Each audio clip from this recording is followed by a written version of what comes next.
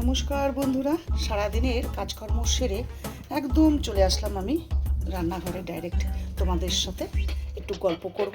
আর আজকে একটা শুক্তো রান্না করব, আর সেটাই তোমাদের সাথে আমি শেয়ার করব। তো দেখতে পাচ্ছ আমি শুক্তো করার জন্য সমস্ত কিছু কিন্তু নিয়ে নিয়েছি। এখানে নিয়ে নিয়েছি 3টে সজনের ডাঁটা, একটা বেগুন, একটা পেঁপে, একটা গাজর, একটা কাঁচকলা, একটা আলু আর 2টো উচ্ছে। এইটা হলো ভেজিটেবিল যাবে। আর এর মধ্যে ফোড়ন যাবে রাঁধুনি, আর যাবে 5 ফোড়ন। সেগুলি সমস্ত আমি হাতের কাছে রেডি করে নিয়েছি। আর 2 রকমের সর্ষে নিয়ে নিয়েছি, সাদা আর কালো। এর সাথে যাবে তোমার পোস্ত বাটা, আর বড়িটা ভাজা হবে। বড়ি তো জানোই শুক্তোর মধ্যে লাগে। আর ফোড়ন দেবো আমি, রাঁধুনি ফোড়ন দেবো, আর 5 ফোড়ন দেবো, আর তার সাথে দেবো একটা শুকনো লঙ্কা আর তেজপাতা। শুকনো লঙ্কা অনেকে দেয়, আবার অনেকে দেয় না। আমার কাছে একটু ভালো লাগবে বলেই আমি শুকনো লঙ্কাটা দিলাম। আর হলো 1 কাপ দুধ। এই দুধটা দেবো শুক্তোতে। আর পুরো দুধ দিয়ে আমি বানাবো না, কারণ পুরো দুধ দিয়ে যদি আমি বানাতে যাই তাহলে কিন্তু বেশ একটু গাঢ় হয়ে যাবে। সেই জন্য এই দুধটা ঢালার পর এই সেম 1 কাপের আবার জলও দেবো। তো টোটাল দেখো আমি শুক্তোর জন্য কী নিয়ে ফেলেছি, পুরো রেডি করে ফেলেছি। তো চলো বন্ধুরা, এইবারে ফটাফট সমস্ত সবজিগুলো কেটে নিই। কাটার পর আমি আবার তোমাদের দেখাচ্ছি যে কি সাইজে আমি সমস্ত সবজিগুলো কাটলাম। তো চলো দেখো বন্ধুরা, সমস্ত সবজিগুলো আমি লম্বা লম্বা করে কেটে নিয়েছি। যেমন এটা সজনের ডাঁটা, তারপরে এটা হলো পেঁপে, কাঁচকলা, বেগুন, উচ্ছে, আলু, ক্যারেট গাজর, এগুলি সমস্ত কিন্তু আমি দেখো সমস্ত লম্বা লম্বা। তোমরা তো জানোই শুক্তো সমস্ত সবজি লম্বা লম্বা করেই কাটতে হয়। সমস্ত কেটে নিয়েছি সমস্ত সবজি। আর এদিকে এই বাটাটা হলো আদা আর একটু কিছু রাঁধুনি বেটে নিয়েছি। এটা কিন্তু একটু বেটে দিলে কিন্তু খুব অসম্ভব সুন্দর লাগে খেতে, আর ফ্লেভারটা দারুণ আসে। আর এটাও যে দেখিয়েছিলাম 2 রকমের সর্ষে আর পোস্ত বাটা। এবারে চলো 2 রকমের ফোড়ন দিয়ে এবার সুন্দর করে তৈরি করে ফেলি আজকের দিনের শুক্তোটা। সাথে থাকো আর দেখতে থাকো, কেউ কিন্তু স্কিপ করে ভিডিওটা দেখো না, দেখলে কিন্তু তোমরা মিস করবে আমি কিভাবে বানালাম। আজকের সম্পূর্ণ রান্নাটাই কিন্তু আমি করব সর্ষে তেল দিয়ে।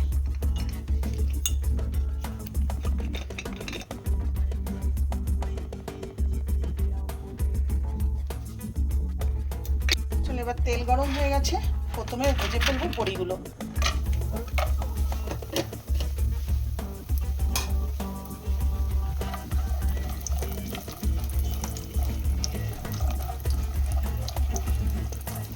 সুন্দর লাল লাল হয়ে গেছে।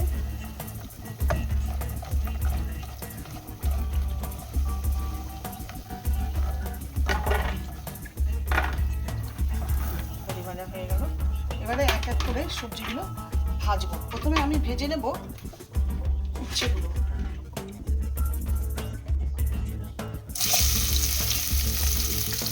উচ্ছেটা ছোটো তো, তাই জন্য উচ্ছেটা আমি ভেজে নেবো। আর সিদ্ধ হতে একটু দেরি হয়, সেগুলো যেগুলি সিদ্ধ হতে দেরি হয় সেগুলো একটু তেলে আলাদা আলাদা করে ভেজে নেব। বেশ সুন্দর লাল লাল ভাজা হয়ে গেছে। এবার উচ্ছেগুলো তুলে দেবো।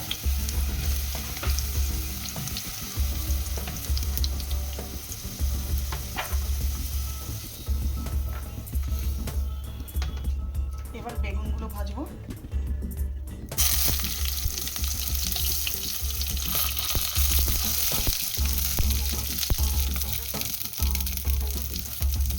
বেশ লাল লাল হয়ে গেছে ভাজা। এবার বেগুনগুলো তুলে ফেলবো।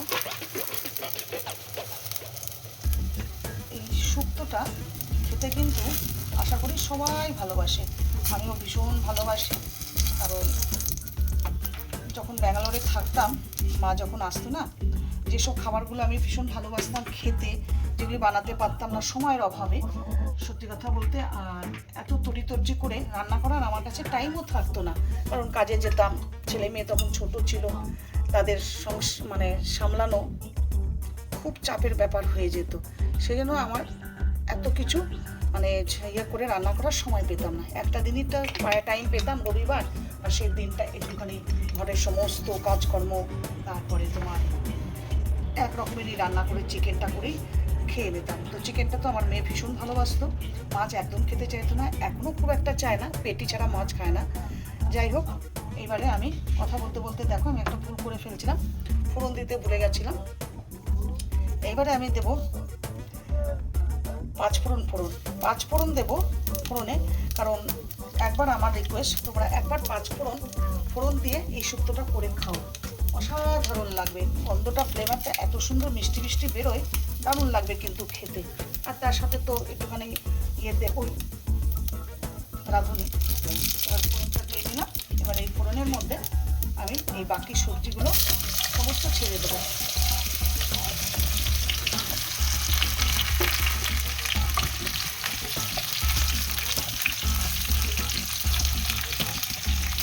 একটু খেতে যেমন সুন্দর লাগে, করতে কিন্তু একটু টাইম লাগে। একটু জুট করে সুন্দরভাবে যদি না করা যায়, সমস্ত কিছু ঠিকঠাকভাবে না দিয়ে, তাহলে কিন্তু অসম্পূর্ণ কেটে যায়। করতে যেমন অনেকটা খাটনি, খেতেও কিন্তু অসাধারণ লাগে। তো অন্যভাবে অন্যরকম খাওয়া দাওয়া সমস্ত জানেই তোমরা সাউথে খাওয়া দাওয়া, সেই জন্য আর হতো না। তো কলকাতায় যখন ফিরে আসলাম খুব খেতে ইচ্ছে করতো। তো এখানে তো বিয়ে বাড়ি বলো নেমন্তন্ন পেয়েছিলাম, তো তখন খেতাম। তো বাজারে গেছিলাম সবজি বাজার করতে। তো ভাবলাম যে আজকে তো শনিবার, নিরামিষই খাই, তো একটু শুক্তো বানিয়ে ফেলি। আমার হাজবেন্ড যায় না, আজ আমি শুক্তো বানাচ্ছি। তো শাশুড়িকে তো বললে রান্না বলে আপনি কোনো রান্নাই উনি করতে চান না, জানি না উনি করেনও না। কোনো কিছু রান্না বললে উনি করেনও না, আর বলেন ভুলে গেছি, যার জন্য আমার সেরকমভাবে ভ্যারাইটিস খাওয়া হয় না। তাও খুব টিফিনটা করলে একটু ইউটিউব দেখে নিই, তারপরে বানিয়ে খাই। মোটামুটি খারাপ হয় না খেতে। হয়তো সবার মতন সুস্বাদু না বানাতে পারলেও বানানোর চেষ্টা করি, আর মোটামুটি করেও ফেলি, খেয়ে এরা খুব খুশিও হয়। তো বন্ধুরা, তোমাদের কাছে আমার রিকোয়েস্ট, তোমরাও আমি যেভাবে এখন করছি এইভাবে তোমরাও একটুখানি শুক্তো রান্না করে খেও। আশা করি তোমাদের খুব ভালো লাগবে। জানি আমি সবাই শুক্তো রান্না করতে জানে, তবে কারণ শুক্তো রান্না, প্রত্যেকটা রান্নাই সবার একটু ডিফারেন্স থাকে, তাই না? তো শুক্তোতে মেন তো হলো রাঁধুনি, তাই তো? তো রাঁধুনির সাথে যদি একটু পাঁচফোড়ন দাও, এটা একটা আমার টিপস বলতে পারো, বা খেতে দারুণ লাগে। তো একটু পাঁচফোড়ন দিও, আমার কথা শুনে অসাধারণ লাগবে খেতে। এই যে পাঁচফোড়নের যে একটা সুন্দর মিষ্টি গন্ধ বেরোয়, খুব ফ্লেভারটা দারুণ লাগে। পাঁচফোড়ন তো সবটাতে যে সাদা আলু তরকারিতে বলো, আমরা সাধারণভাবে ডিমের তরকারি করে রাখি, একটু আলু দিয়ে ডিম দিয়ে একটু মোটামুটি পেঁয়াজ।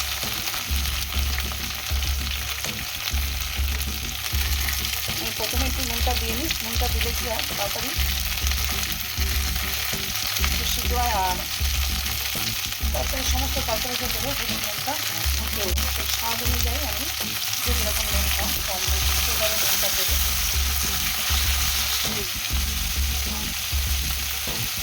সামান্য একটু জল দিয়ে আমি এটা একটু তাড়াতাড়ি করে সিদ্ধ করে নেবো। একটু ঢাকা দিয়ে দেবো যাতে তাড়াতাড়ি একটু সিদ্ধ হয়ে যায়। সামান্য অল্প জল,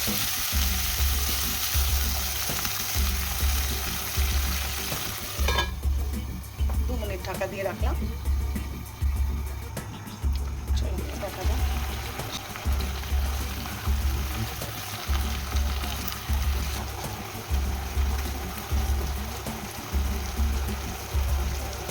সামান্য হলুদ দেবো।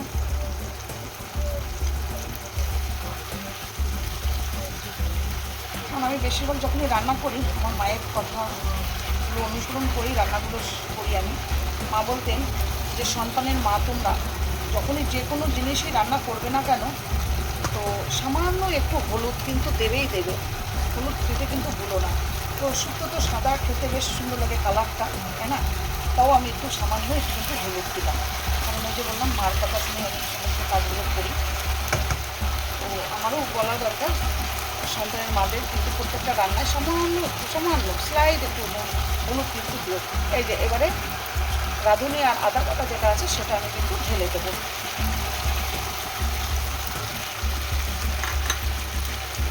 এটাকে একটু ভালো করে কষাবো।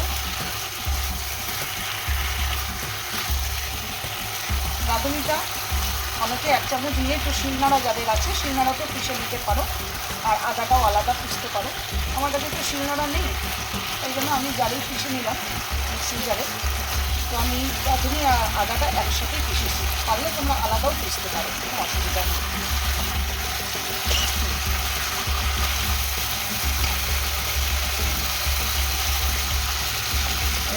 সর্ষে আর পোস্ত বাটা যেটা, সেই বাটাটা এবার তুলে দিচ্ছি।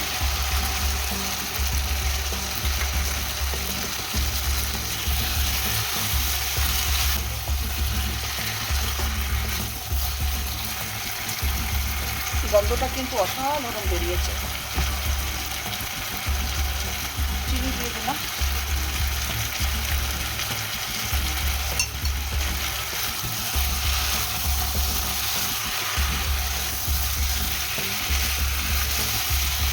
হয়ে গেছে কিন্তু একটু আলুগুলো সজনে ডাটা ক্যারেট সমস্ত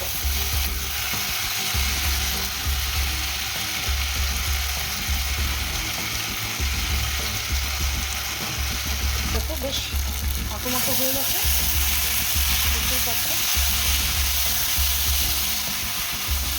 গন্ধটা কিন্তু অসাধারণ হয়ে গেছে। এবারে দিয়ে দেবো আমি দুধ, এক কাপ যে দুধ রেখেছিলাম এই দুধটা ঢেলে দেবো। আর সেম এক কাপেরই আমি দেবো কিন্তু জল। আপনারা চাইলে পুরো দুধেও বানাতে পারেন, কিন্তু পুরো দুধে বানালে কি হয় একটু মাখো মাখো হয়ে যায়। তো আমি এক কাপ জলও দিয়ে দিলাম।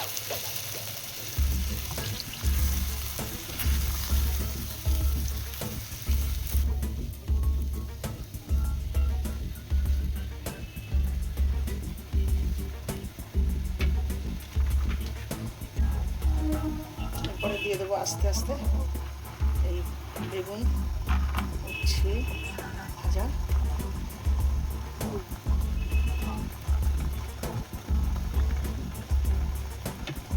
আর বড়িগুলো।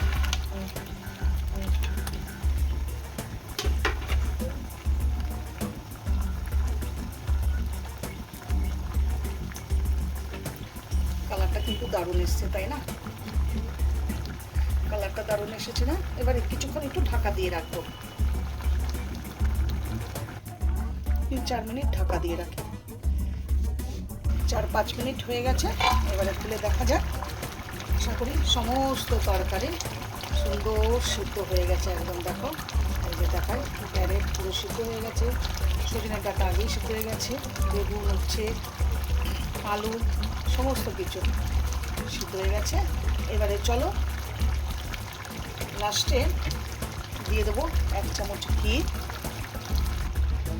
একটা মশলা দেওয়া যায়, সে মশলাটা আমি বানিয়েছিলাম, শেষ হয়ে গেছে, যাই হোক আর দিলাম না। এবারে দিয়ে দিচ্ছি 1 চামচ একদম পিওর ঘি। এটা দিয়ে এবারে সার্ভ করে ফেলবো। তো চলো দেখা যাক কেমন লাগে। গন্ধ তো দুর্দান্ত বেরিয়েছে। তো টোটাল আমার আজকে শুক্তো রেডি। তো চলো বাটিতে বেরিয়ে নিই।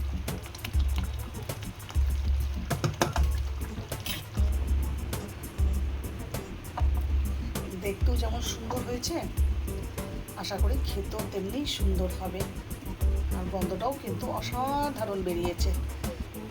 বারবারই কিন্তু আমি এক কথাই বলছি, তোমরা নিশ্চয়ই সেটা ফলো করছো।